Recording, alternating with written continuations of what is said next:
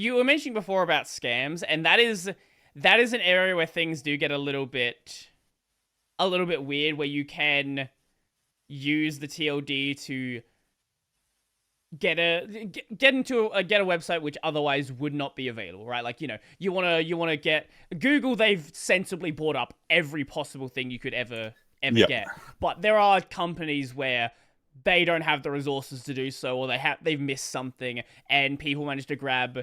Let's imagine, a PayPal, for example. PayPal dot.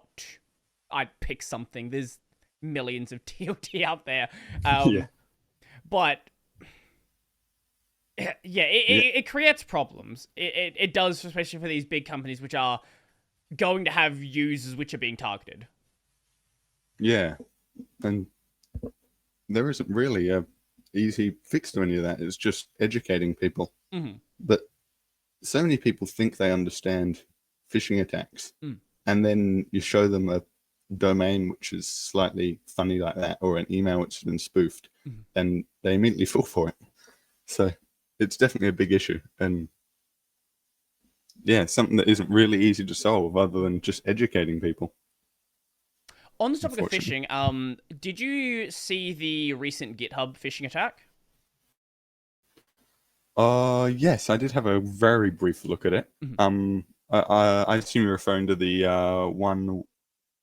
Uh, there was an email one that went around, and Yeah, there was yeah, also there was also a separate one, not phishing, but there was a breaching of that repository, or someone bought it or something, and it was using a lot of GitHub actions. But I I didn't don't look into recognize that that one. one. Okay, Um, that was another not phishing, but mhm. attack that I saw and didn't look too deeply into. No, the one that I'm talking about is where people were abusing the way the issue tracker sends out emails. Um, Yeah, right. so for anyone who's not aware of that, basically what people were doing, or I don't know if it was one person or a group of people. Basically, what happened is people created a fake security alert and posted it as an issue on thousands of people's GitHub issue trackers on like their repos. Now, if you see it on the repo, it's obviously it's obviously an issue. It's not a security alert.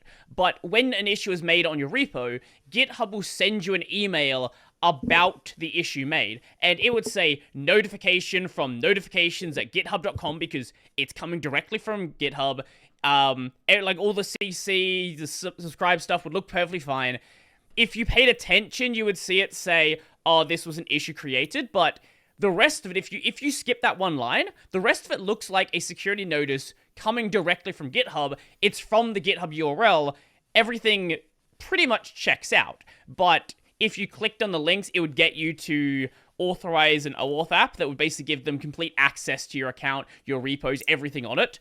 Pretty much they can do everything except change your password. Yeah. It's not the first time that something like that's happened. If memory serves, that's happened a couple of times so far. Yeah, it might have Like happened just before, but people. Yeah, I seem to remember something maybe about mid last year. mm, But yeah, user-generated content and doing funny things with emails like that has always been an issue. As long as people have been uploading user-generated content to silos on the internet. mm.